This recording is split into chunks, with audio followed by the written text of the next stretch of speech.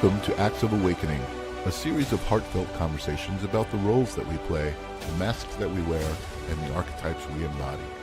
Acts of Awakening is a play place to unpack the moments in life that call us to change roles and dissolve masks, individuating us into the next version of ourselves. Together, we will explore the perspective of the cosmic play, inspiring soulful insights and a deeper understanding of the journey of becoming. Host Suri Sawyer is a certified death doula, Reiki healer, yoga guide, ancestral medicine practitioner, and multidimensional psychic. As a walking transmission, equal parts cosmic mirror, soul whisperer, and multidimensional midwife, she embodies the energy of a lucid dream, soft yet activating, grounded yet infinite. Suri weaves shadow and light without fear. Her essence feels like plant medicine incarnate. Her presence initiates recalibration and an invitation into introspection, remembrance, and sacred revolution. Now here's your host, Suri Sawyer.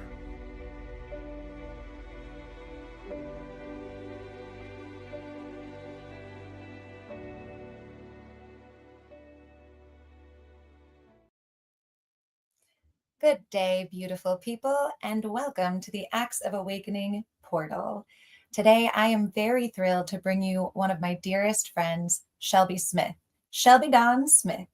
And I'm excited to bring her on as she represents an archetype that we haven't really spoken about yet. Obviously, she embodies many archetypes, but one that we'll talk about today is the sacred rebel. So I've got some information for you about the sacred rebel. And as you listen to the qualities of the sacred rebel, you're invited to observe yourself and say, do I have a sacred rebel? And what role does it play in my life? And what is the name of my sacred rebel? And please also feel free to hashtag live if you're watching, and it will bring more people on through this channel. So here we are with the sacred rebel. The rebel archetype embodies the spirit of defiance, independence, and a desire to challenge the status quo. It's one of my favorite parts of the rebel. It's constantly questioning authority, for better or worse. The rebel is courageous, innovative, and willing to question authority to bring about positive change. They often inspire progress by breaking free from limitations and encouraging others to think differently. The shadow of the sacred rebel. The rebel can become destructive and impulsive or rebellious for rebellion's sake, disregarding consequences or societal norms.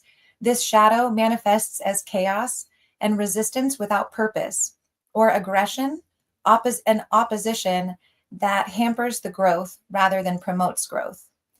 The gift that the rebel brings to society.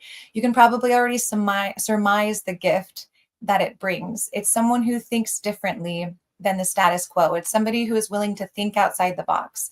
It's someone who is willing to take risks to challenge what already exists because there's a sensation within that things can be done differently, things can be done better, that there's an evolution at hand. And if we stick with the status quo, we may run the plane into the ground. But if we are able to turn and face the authority or the greater power and say, hey, that's not quite working out for me, let's try something different, which takes a lot of courage. So the rebel archetype is always going to bring forward for us a revolutionary kind of change in our existence. And so this is the rebel archetype. And today our guest, Shelby, is a great mirror and teacher of the essence of the rebel archetype. The rebel archetype. Okay, so here's a little bit about Shelby. Shelby Smith is a joy slinger, a hug healer, and a soul-whispering wild woman who's here to remind you that life gets way better when you stop people-pleasing and start truth-speaking.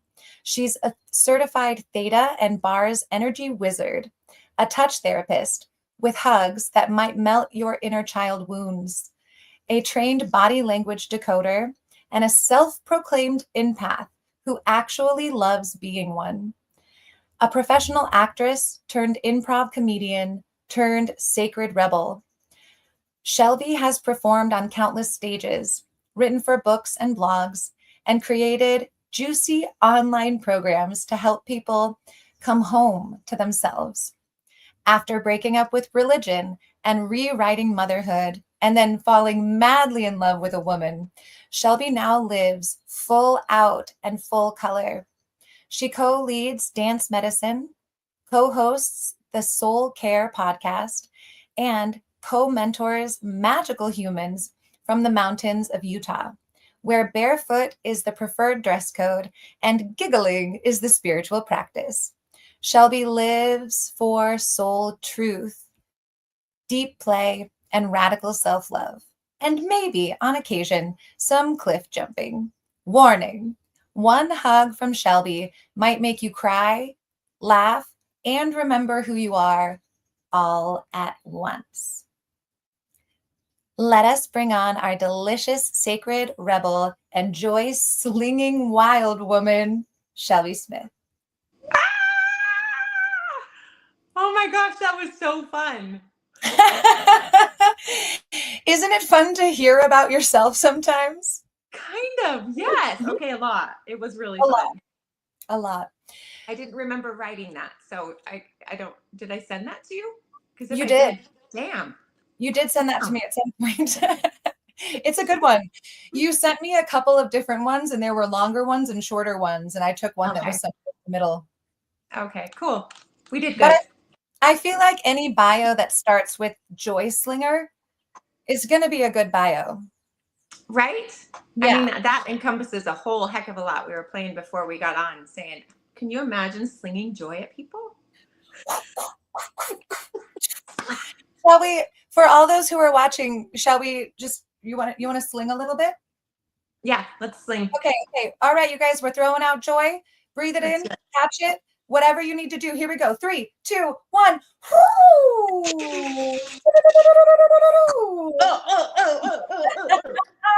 Good. Good day, everyone. Thank you so much for watching. It's nice to have you here. Shelby, I'd like to start this episode by reminding you of something that you said to me when we first met. Ooh, okay.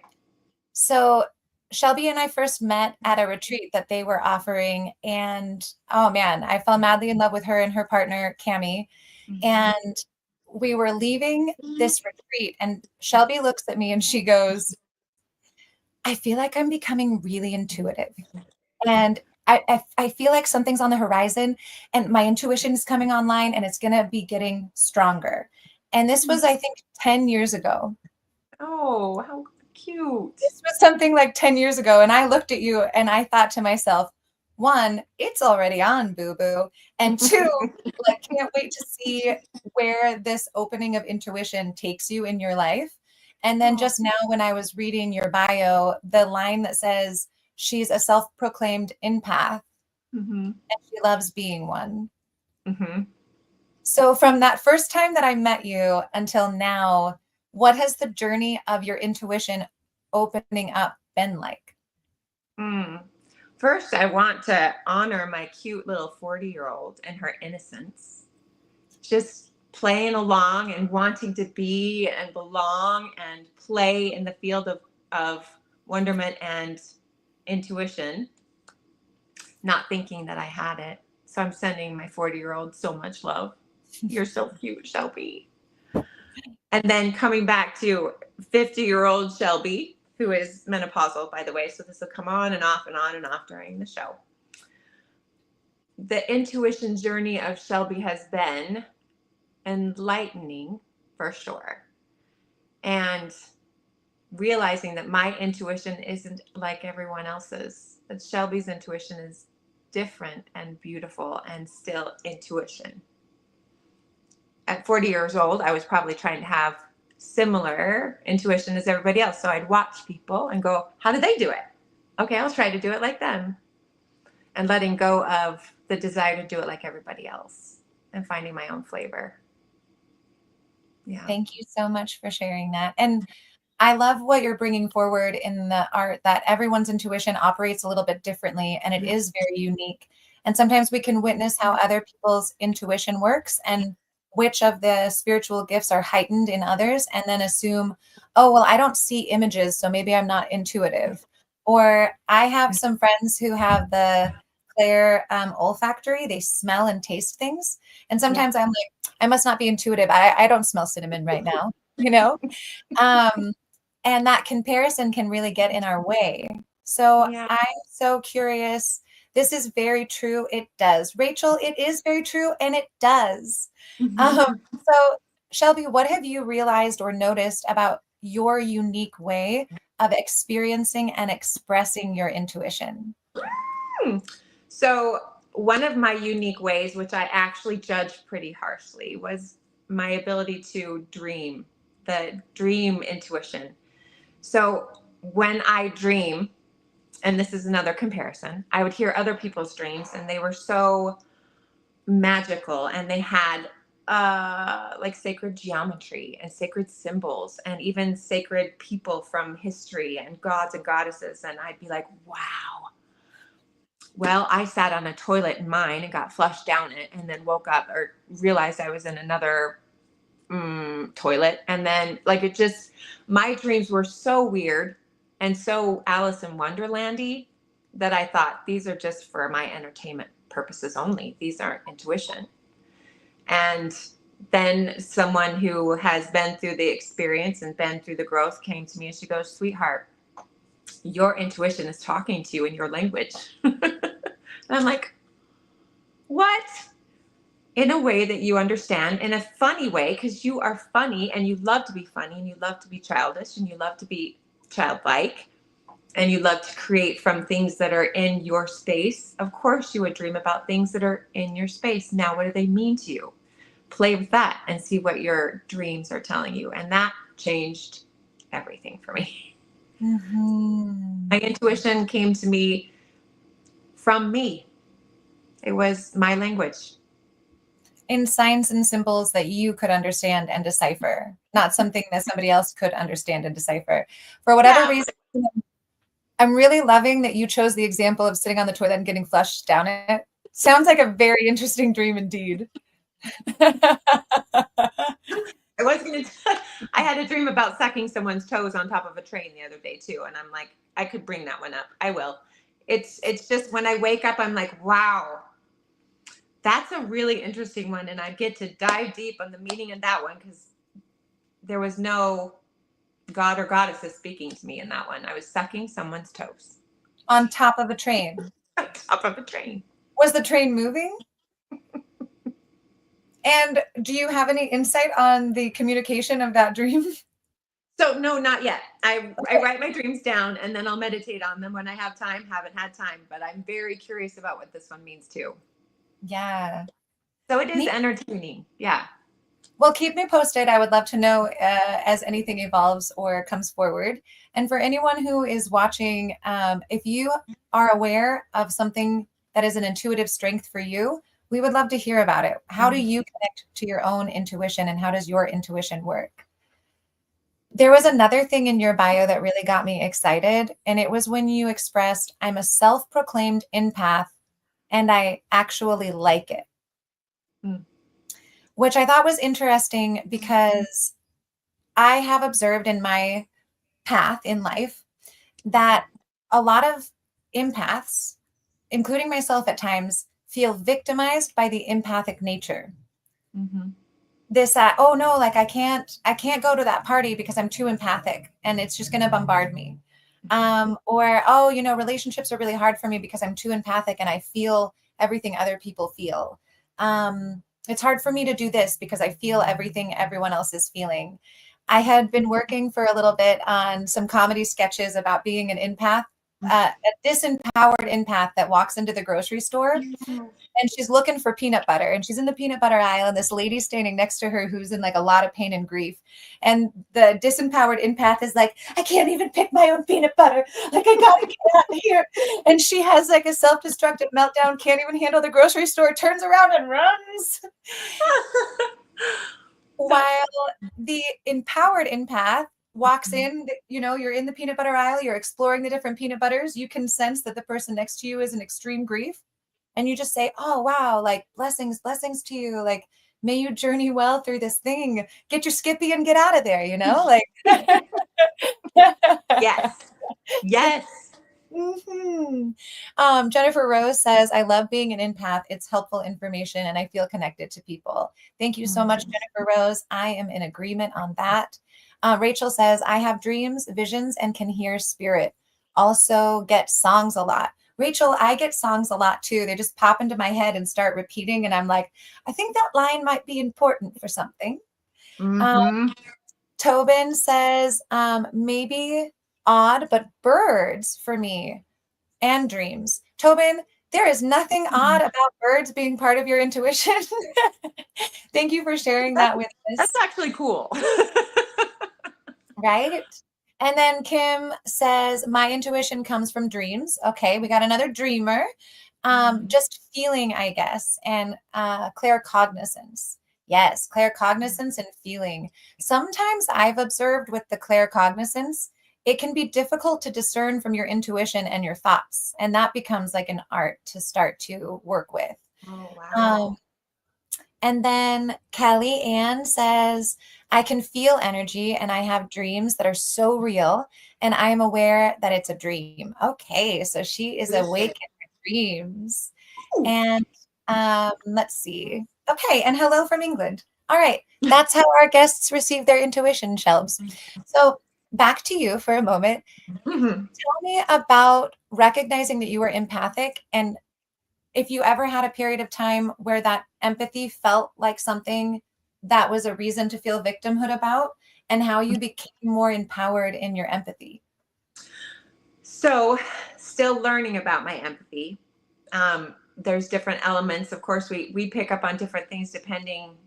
I do study human design. So I'm going to say, depending on your human design, whether or not you have open centers or closed centers. So for me, I am discovering that my empathic gifts pick up on people's egos. Like I can pick up on more their stories than their feelings. So I've seen people who can feel what everybody's feeling. I can a little bit, but it's more of my perception. I'm watching them. I can read their body language. I can see their facial expressions. And sometimes I can feel it. But for the most part, when I'm in a room and I'm facilitating a class, what I pick up on is their cute little stories. The egoic stories of, why am I here? I should be leaving. This is boring. This is exciting. Maybe I should stand up and raise my hand. No, I'm too scared. Like those types of, and not even words, but that I do feel that. And then my ego fills in what it feels like, the statement that it feels like, my statement. So I pick up on egoic terms. So it feels like sometimes I cannot tell between my own stories and the stories that are coming in from other people. And so if I'm in a room full of people who are scared or feeling storied, I can feel a little bit overwhelmed. And their stories sound like mine, because the ego, a lot of the egoic stories sound very similar. They have a similar script. Absolutely. Well, and something that's interesting is because in those belief system structures, and when we're in a room full of people, a lot of times we have cultural similarities. We may even, especially where you live, there's a lot of like religious or spiritual background that is similar. So there's a lot of programming that we've received that causes our foundational belief systems to really sound the same. And so when you're in a room full of people and everyone's stories are running, especially depending on their mood and their feeling, they might be running a story that you know because you've been there. And it's not something that you are running right now, but because of the familiarity, you're like, wait a second, is that me or is that you? Do I have to leave the room or do you have to leave the room? Exactly. Yes. Yeah. And that can feel discouraging sometimes, because I want to be with people. I want to be out. I want to be facilitating. I want to be in my classroom and to have that feeling like, oh, am I in a place to figure out which one's mine and which one's yours, and deciding where my boundaries are and if I do have the capacity that day. Yeah. Okay. Kelly Brickle has a great question. So this is a question from our guest and birthday girl, Kelly Brickle. She said, When do you have the aha moment when you know it's one of their stories versus one of your stories? Mm, the aha moment. I think I'm playing back some memories, and I think it's that moment where you just have to sit with it for a second and go, am I actually in a space where that story would be um, accurate? And checking in, going, is this my story? Breathing into that.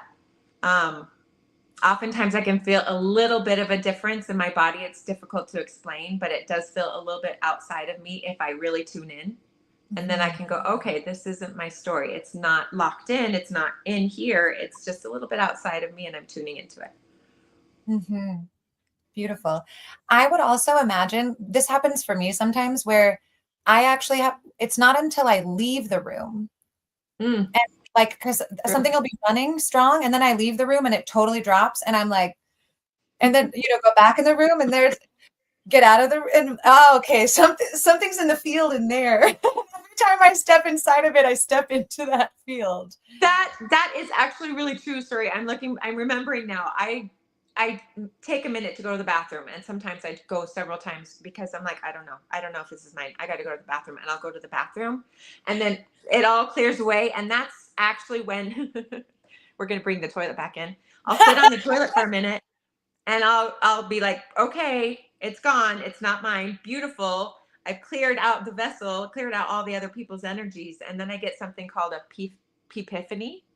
I like to call it, because then I get truth in it. That's when I start downloading, and then I go, okay, now I can go back out, and I've got my clear connection again. When the epiphanies come in, I'm good. When the epiphanies come in, just for the listeners and the viewers, you should know something about Shelby, and she's a master of words, not even intentionally or on purpose. But the time that I've known this woman, the amount of words that she's made up and or flipped over on their head brings me so much joy. And if we're lucky, she's going to have one of her verbiage slips today, or she's trying to say one word, but something else comes out of her mouth, and it's even better. I want to honor Kimmy. Kimmy says, knowing yourself is key as well as knowing your own stories. And I feel like, would you agree with that, Shelby, that when you know yourself, it's easier to differentiate between something that you're picking up in the collective field versus something that's originating from within you, which I guess is both. Yeah, I actually do have a story journal where when I learn of my own narratives and scripts, I will write them. So I do get very familiar with it, but I'm still learning some of my own. Yeah. I have a lot. Me too. Me too. Thank you for sharing the journey of being empathic and the way that it shows up for you. And people are really loving the P perfect story. It's great. Thanks for sharing that. Epiphanies.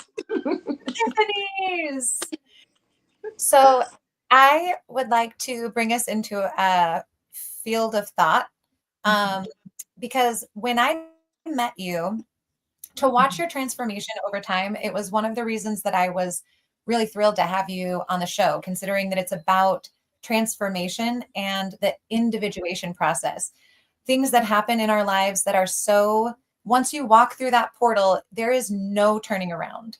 You can't turn back on certain like windows of experience in your life. And then those windows of experience force you essentially to initiate, to individuate and become more of yourself.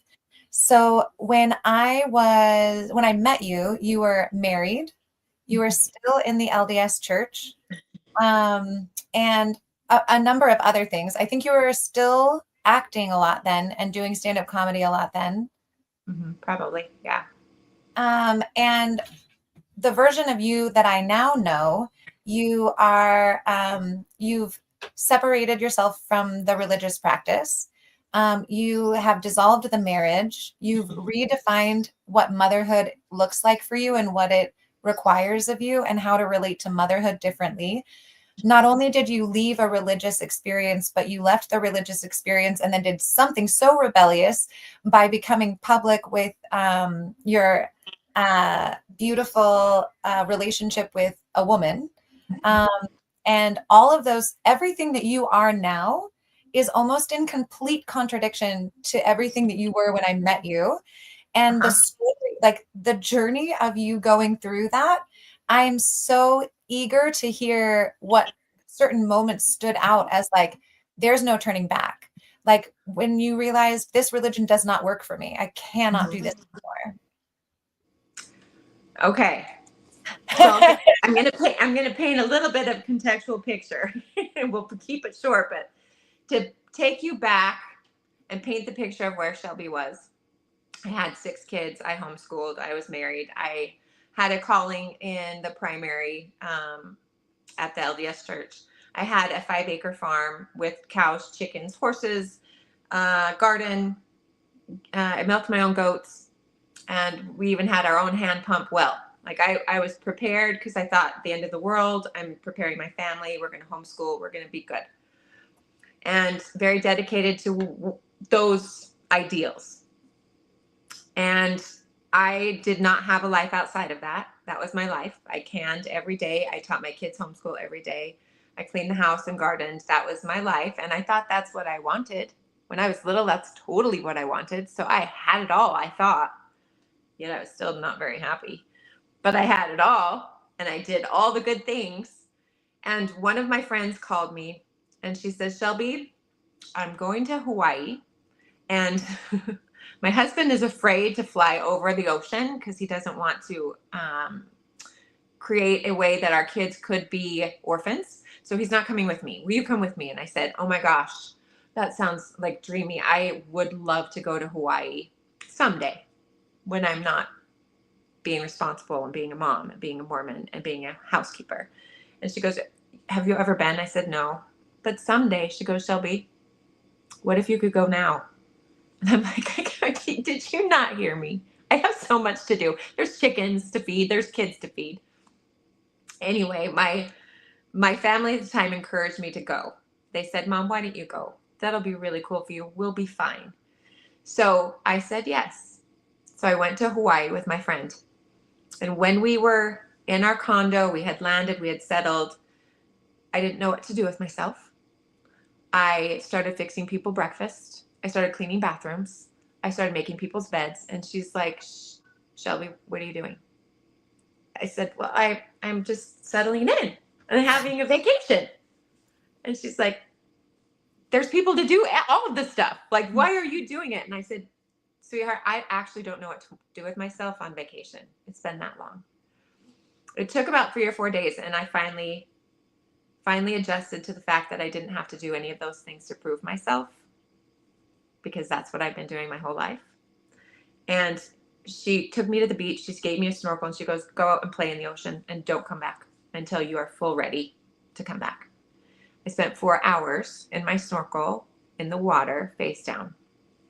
And all of these memories of when Shelby used to be playful, and Shelby used to be free, and Shelby used to be her own authority, and Shelby used to be creative and imaginative and, again, playful.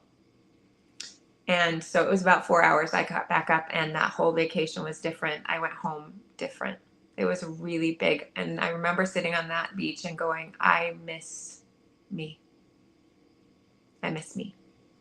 So that one was really, really big. At that point, I came home. My husband's like, did you miss me? And I'm like, to be honest, I've missed me, and things are going to change. And so that was the beginning of an evolution of Shelby learning how to love herself and to remember who this version of Shelby is, not the prove to the world version of Shelby, who authentically is Shelby, and to start remembering and rediscovering who Shelby is. And so I think it was probably about 8 years later where I had been at a retreat, self-development became my thing. I wanted to learn so much about me and why I function and how I function and what my personality is. I didn't even know. So at this retreat, my friend came up to my face and she asked me, you're still married. You're still in the church. You're still not totally happy. I see that you've done a ton of things, but when are you going to fully commit? And she actually swore at me. Can I swear? I'll tell you what she said. She looked me in the eyes and she said, when in the fuck are you actually going to choose yourself? Mm. And I went, but I have. I've been choosing myself in all these ways and actually getting in trouble for it. And being called to the bishop's office for choosing myself. Like, I'm choosing myself. And she says, you're still choosing parts of your old self. Because if you don't change something, you're still choosing it. And you're still in a place that you're struggling. You're still in a marriage. You're still in a religion you doubt. You're still. And I went, wow. I thought I was choosing me and I'm still struggling. And it's because I'm not stepping over the fence. I'm still sitting on it. Which, if you've ever sat on a fence, it literally is very painful. It hurts. It leaves marks. It leaves marks. It sure does. I really appreciate what you said with, if you're not changing it, then you are still choosing it. It's like a passive choice, but it still is a choice. Yeah. Yep. And I was still choosing to stay there, but still, like, one foot was here and the other foot was going around trying to figure out who I am and why I'm here and what I'm doing. But the other foot was still in the marriage, still in the church, because there was still something in me that I felt like I needed to prove. Mm-hmm. Still something in me that I still felt like my whole family would be disappointed if I did anything different. So I'll stay here and I'll learn about me and I'll do it in secret. But the reality is those changes weren't in secret. People could see them and I could see them. I knew I was changing. And that moment when she looked me in the eyes and said, when are you really going to choose yourself? That was the moment. And I went home and it took about a week and I sat my, at the time, current husband down and said, we're done. It's time. I didn't realize how much abuse had happened in that relationship, how much disrespect. I do now, but I knew something was off and that I couldn't stay. I knew that. So I said, we're done. And that was in 2016 at the end. So it's been almost 10 years ago that I said, we're finished and complete. And I sold everything, moved into my own little apartment. I left the church. I burned my garments in a little ceremony. I love rituals. Oh, rebel, you absolute rebel. Something that I would like to ask you about, and Yeah. kind of a broad question. So I'm going to say it and then I'll have you swish it around like a fine wine and see what comes out of you. So in this experience, when this transformation, it sounds like, was happening a lot on an internal level, and there were still parts of you that didn't want the changes to be seen from the outside. So there was a lot of internal processing happening. Mhm. And I'm curious if for you in this transformational time, if you ever feared your own changes and desires. Like, as a desire was coming up, if you're like, no, we can't have that. Like, that's a desire that's coming up, but like, I don't know if I can actually fully look at it yet, because what that means to the persona that I built on this farm with my 6 kids and the homeschooling, if I observe and start to fulfill this desire, it's going to destroy everything. Did you have any encounters with being afraid of your own evolution that was coming forward? Yes, and still do. Mm-hmm. Still do. But at the time, my biggest fear, and it's interesting, my biggest fear was the fear of other people's opinions. We call it FOPO. And Shelby now realizes it's not actually FOPO, it's FOMU, fear of my own opinion. So I think my biggest fear, based on my core wound and knowledge that I have now about that, but looking back, I probably was afraid of my own guilt, guilty of doing the wrong thing, fear of doing the wrong thing, fear of, am I on the right path, questioning myself. Was that the question you asked? I feel like I just went on a little swishy tangent with that wine. I think it drunk me up. That was kind of the intention of the way that I gave you the information, because I was like, okay, I was like, energetically, I'm going to send you a concept and we're going to see what it strikes inside of you. And then energetically, you're going to send me something back. So that's what came out of me. Beautiful. So I have feared interchanges within me, and sometimes I still do. And it sounds like what you were sharing was like a lot of the root of the fear of the changes is fear of other people's perceptions and opinions, which if you really dig down underneath it, it's your own, but they can both exist simultaneously. And I'm so curious, for those listening and watching, if you can relate to this at all. Have you ever been afraid to step into a desire or a new version of yourself for fear that it would disappoint another, or fear of the judgment that you might receive if you stepped into yourself? Or if you're doing it wrong, let us know. We're going to sling some joy at all of you around. If you've got any, what did you call it? Faux poo? There's a lot of bathroom talk on this show today.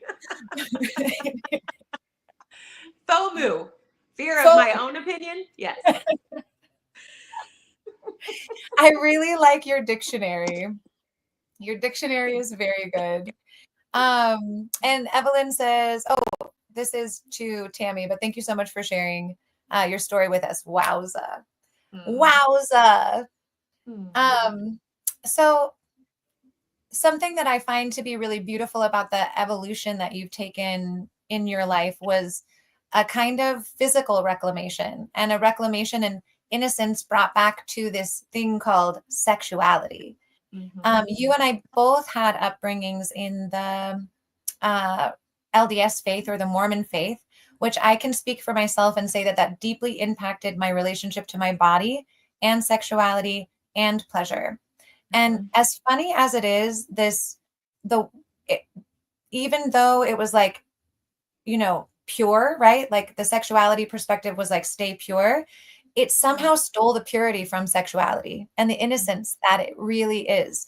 So I would love to hear from you what your journey has been like to reclaim your own pleasure and to reclaim a relationship with the pleasure centers of your body, and to bring innocence, play, and joy back into sexuality when, from the time that you were young, that's not how it was presented to you. Yeah, actually, when I was younger, I think it was around 5 years old, I had a friend spend the night, and she taught me something. She taught me oral sex. I didn't know what that was, but she taught me something that felt good. And I remember thinking, oh my gosh, this feels so cool. Like, does everybody know how to do this? This is pretty cool. Maybe everybody ought to try this. And she would say, make sure your door's shut and don't tell your mom and dad. And so then my core wound, guilt, starts to set in. I go, oh, so this is not okay. Even though it feels good, we can't tell people. So then when I got older and found out that there's this thing called queerness or homosexuality, I thought, oh no, I can't be that. I liked it with another girl. So I've got to prove to the world that I am not gay, and I will put naked men posters all over my room, and I will play with as many boys as possible before I get married. And that was my concept of Shelby's sexuality. So I had fun. I didn't ever have penetrative sex before I got married because there was still that running religious piece. So I played in every other way that I possibly could and had so much fun. And I'm like, okay, see, I'm pretty normal. I'm totally not gay, totally straight. Just prove to myself and the world that I'm good. So in my marriage, we got pregnant pretty quickly, and that sexuality, that curiosity, that playfulness went completely out the window. I got to the point where I really got bugged by it, and I didn't want it, and I thought it was a waste of time. And why does everybody love this now? Especially moms who have everybody touching them all day long. And then here comes husband who likes to thrust himself into me and pull me into the bedroom 5 times a day. It's just not fun. I don't want to have it anymore. And it keeps making babies. I only wanted 2 and I have 6. We got to stop.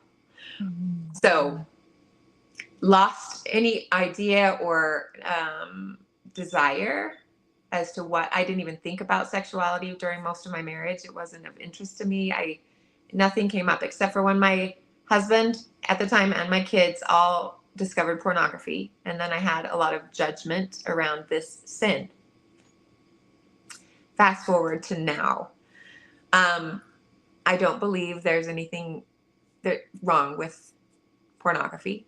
I think there's different elements to it, but sin is actually, to me, what means without. The root word is without. It means without you or without God. That's actually what sin means to me. So if I'm practicing something and I leave myself, or I'm practicing something and I leave connection with God, then I'm just without. And you can call it a sin if you want to, but it's not the same definition.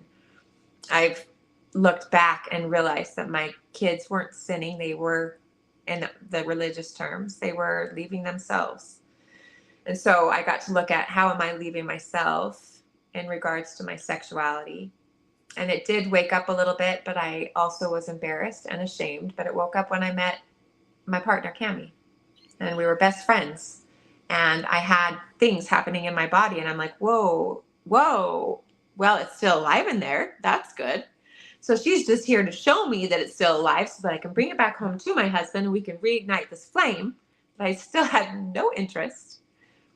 And then I realized I had stuffed it down, and that it is still alive. And what do I want to do with it? What do I want to discover about it? What do I want to learn about it? And read some amazing books. There's like the Pussy Reclamation book and Come As You Are book. Like, there's so many books that brought awareness to how my body functions. I didn't know I had 8,000 nerve endings down there. And that my pleasure is a direct portal to my divinity. I didn't know any of those things. And still feeling really grateful for that time in my life where Cammie showed up very timely. Everything's perfect. And it reignited what was in my body. And I did feel ashamed for a while until I divorced and was able to freely, in my own permission, freely discover and explore.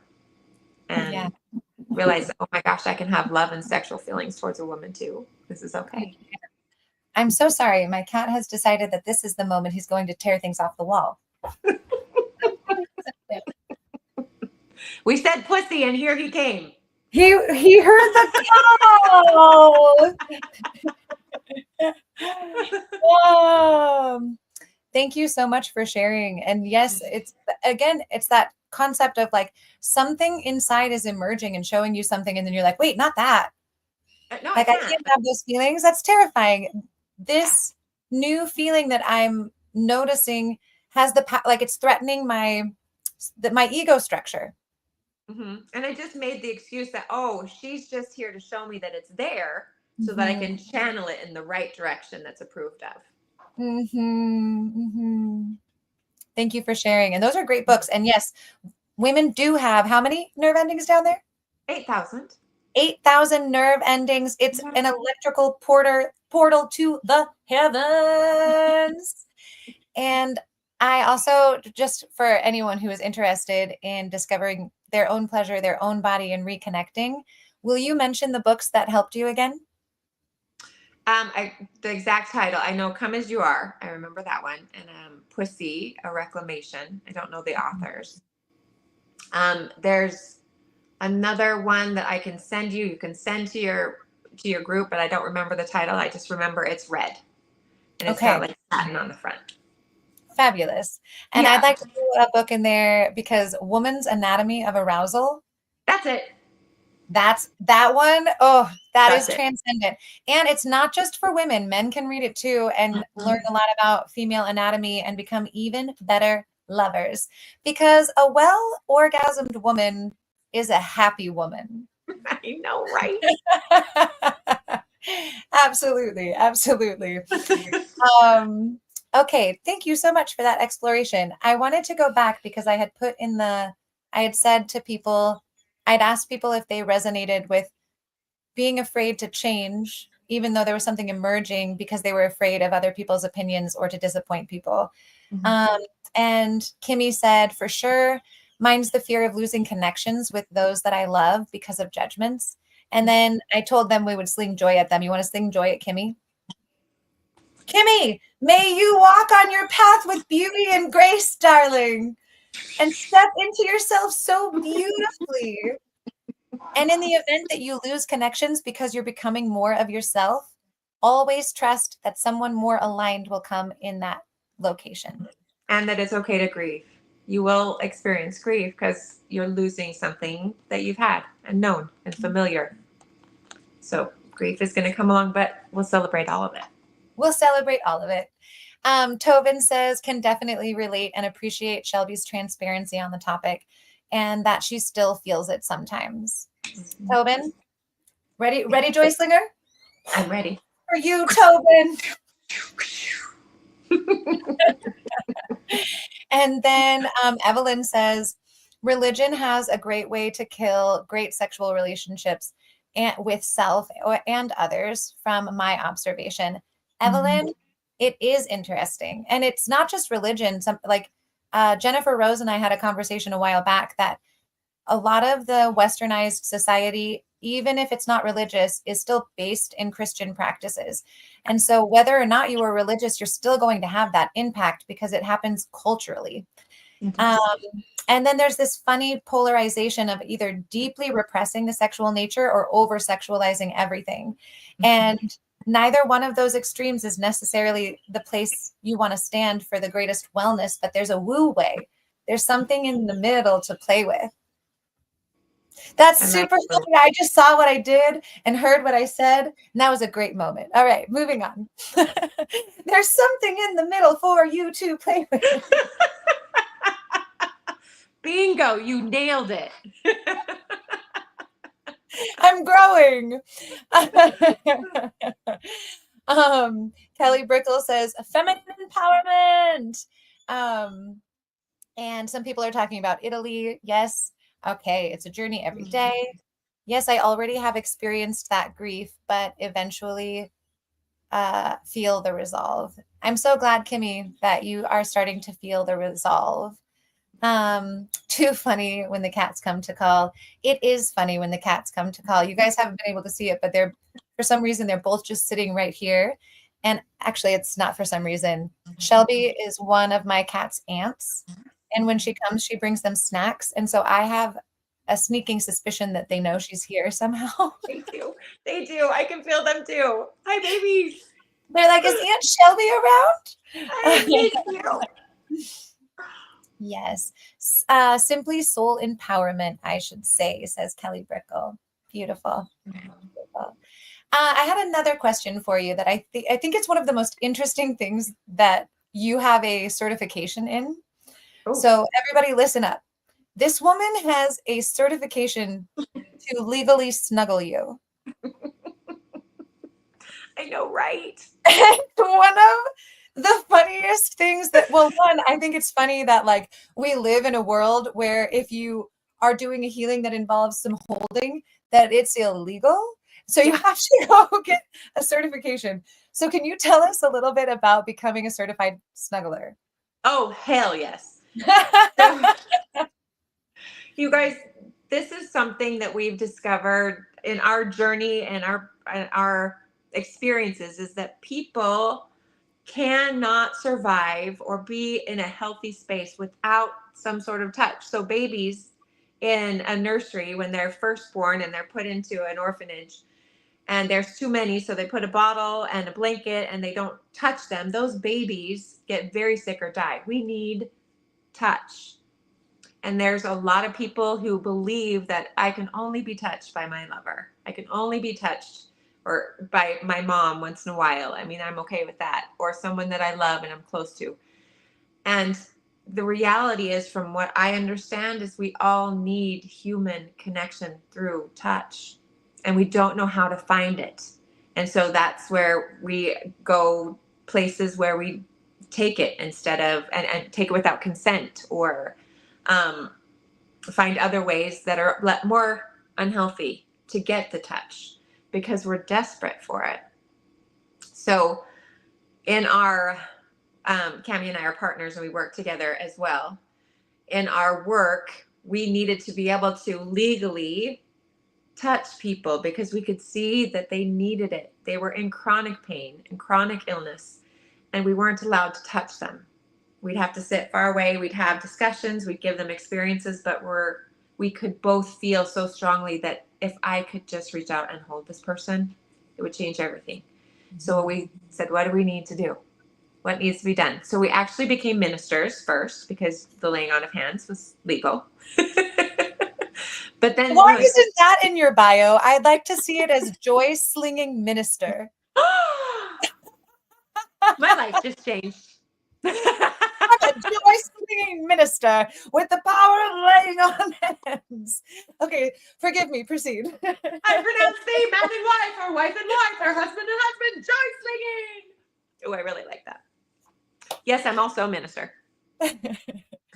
That allowed us to put our hands and maybe hug, but then the holding piece still was a little bit questionable to the place we worked at. So we did some more research and realized, oh my gosh, there is a way we could get certified in holding people. Mm-hmm. What is it going to take? And we went online and we got the certification, realizing that a lot of us already know how to hold someone. If we've had a baby, we know how to do that. But a lot of people do appreciate if you're certified, especially in the medical field. So we did it. And I will tell you, one of my favorite clients walked in, burly man, muscles, tattoos, beard, bald head. And he's like, I hear you guys cuddle. And we're like, yeah, we do. Yeah, we're professional because we're certified by the world. And he goes, it sounds like kibosh shit to me. And we said, cool. Do you want to try it? So we actually worked with him for a little bit, got him to soften up. And we said, if we put on some music and we just do it for 2 minutes, would you just try it? And he goes, well, I'm here to heal. We'll try it, see what happens.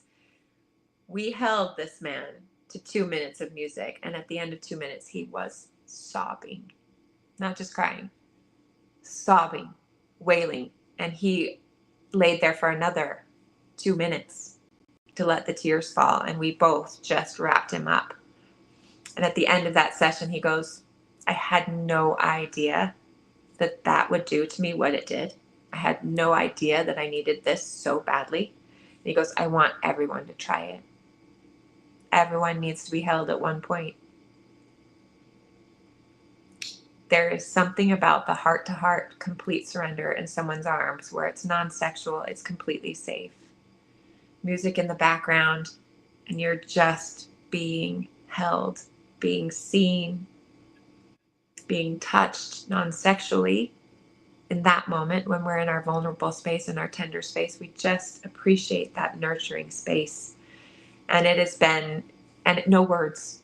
It doesn't need to be talked out. You don't need to talk about anything or unpack anything. It's just the act.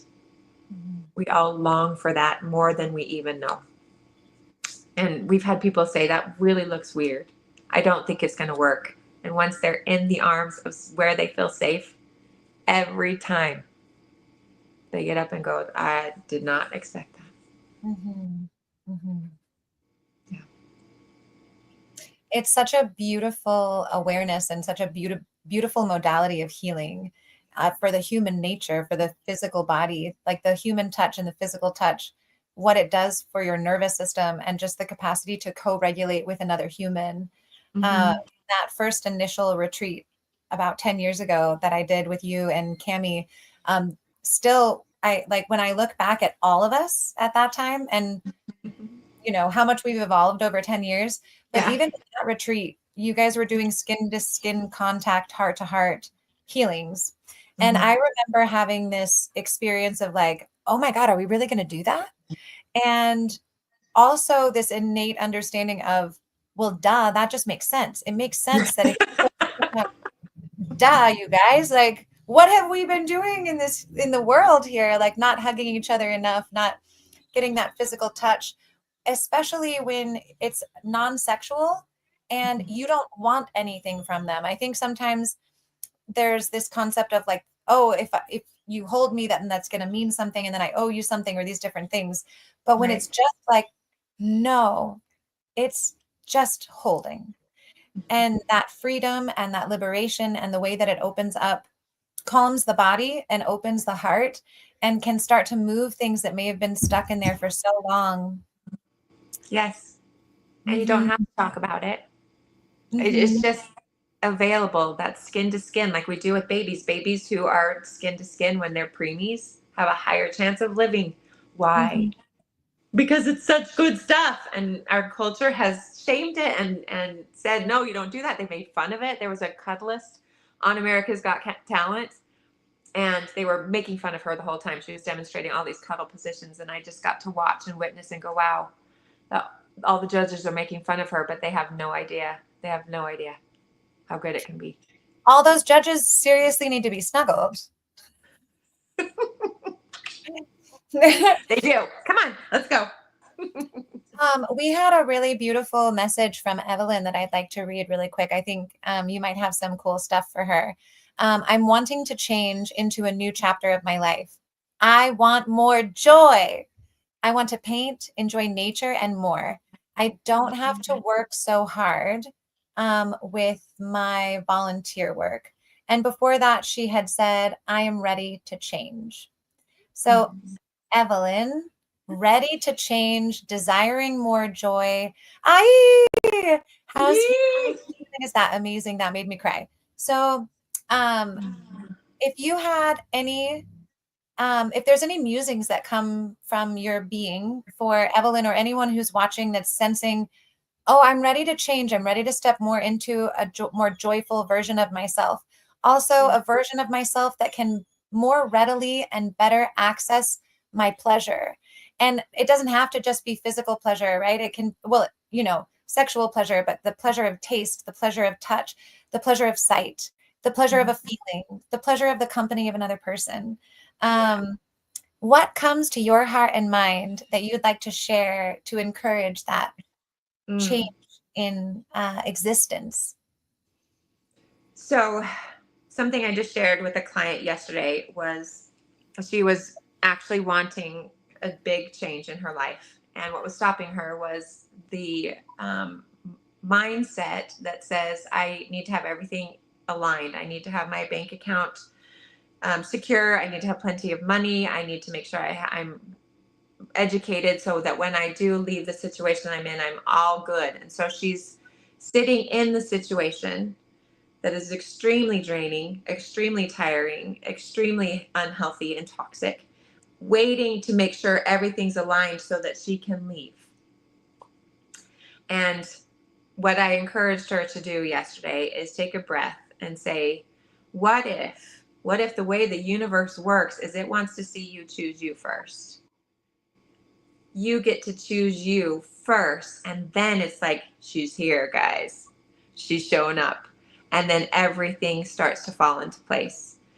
For me, that was exactly what happened. I chose to let go of all of the things I thought needed to be lined up before I could actually leave the situation. I chose myself first, and it was mind blowing how everything just lined up. I got to experience the universe's abundance because I chose me. Mm-hmm. So my invitation is figuring out what it is you need and offering yourself the providing of that need. We're in charge of our needs. Let's provide for ourselves. It doesn't mean you can't ask for a holding outside of you, but you're in charge of asking. Mm-hmm. Start checking in with your needs. Start taking care of you. Start putting you first. It's not selfish. It's selfness. It's the biggest. There's a Shelby word.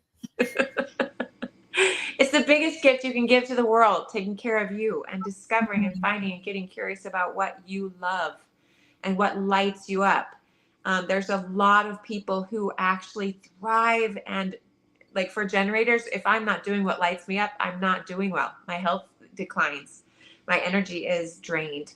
I find what I love and I do more of it, and I choose myself and trust that things will align. And like I wrote some of the things down that happened after I chose myself, and I wouldn't have been able to plan that. It was better than I had planned, better than I had imagined. So following that, what's my next step? What's my next step? Take it. Trust that you've got you no matter what. No more FOMO. We'll be done No with more that. FOMO. I don't want to be fear. More I could be, epiphanies. and just follow that. Follow that heart of yours and do more art. Do like whatever it is being called, do it. Listen and act and bring yourself joy. I tap into your joy. I can sling it all sorts of your ways, but if you don't have it in you, you do. But if you don't have the courage to bring your own joy up, then you're not going to catch it. Mm-hmm. You're just going to have something in your teeth. Pleasure, period. Yes. And so what I'm really hearing is that to start to create the change that you want to see in your own life, it's so important to learn how to choose yourself. Mm-hmm. And I also really resonate with you that a lot of times it's very difficult to choose ourselves because we've been programmed to believe that choosing ourselves is selfish. Oh, I can't go get a massage. That's selfish. Oh, I can't say no to this volunteer opportunity to paint because that would be selfish. Yeah. But there's this delicate balance, and it like you must choose yourself a significant portion of the time to create any kind of health and wellness in the environment of your own psyche that you live in. Yeah. And so thank you so much. Those are very beautiful and inspiring words. Yeah. And to add to that real quick, when you choose you, that doesn't mean that you're avoiding everyone else. When you choose you and you're in tune with you, you know the precise moment to go and serve. You know the precise moment when you're being called to assist someone. Instead of where I was, I just gave of myself freely all the time, and however many things and people I could help and support, and exhausted of the day didn't matter. I didn't listen to me and take care of me first. I was tired and I was resentful. So when I choose me, it's a gift. I want to reiterate, it's the biggest gift we can give the world, because our intuition and our inspirations are fine-tuned for what's aligned for me. Thank you so much. And Shelby, we can find you if anyone is interested in working with Shelby and her partner through pleasure, through change, through snuggles. You can find them at shelbyandcami.com. Yes. And if you're on Instagram, Shelby is Yin Yang Shelby. Yin Yang Shelby. So you can find her there as well. And I do have to say that on Instagram and Facebook, Shelby and her partner make these radical videos where they just talk about things so honestly, and they're beautiful topics, these little nuggets of delight and pleasure, and so much laughter. I feel like every video that they put out, it's also a little bit of a mini comedy sketch. So I highly recommend following them so that you guys can get to witness the beauty that they bring forward on a regular basis. Thank you so much for being here, Shelby. Thank you, Suri Love. I love you so much. And thank you all for your attention, because it's worth a lot. So thank you. It is worth a lot. And then for those of you who are listening, if you are interested in practicing devotion, meditation, and collective group healing, starting September 3rd, we're opening up the Sacred Wave Meditation Experiment. And you can learn all about that on womanbealive.com under the Sacred Wave. There's some videos and content on there about the meditations that we'll be doing, as well as the collective group healing. So if you've been looking for a container in which you can practice your devotion, your accountability, and get a consistent meditation practice going, if you don't already have one, this is the perfect container for that. And if you're already an experienced meditator, even cooler, because you can take your personalized and individual practice and contribute that energy into a group healing experience where we get to experiment with how powerful we are as a collective group of people coming together to focus our magical medicine with one another toward the greater good of humanity. So it would be lovely to see you there. And to all of you, have a beautiful night. Thanks for your attention. Peace be with your souls.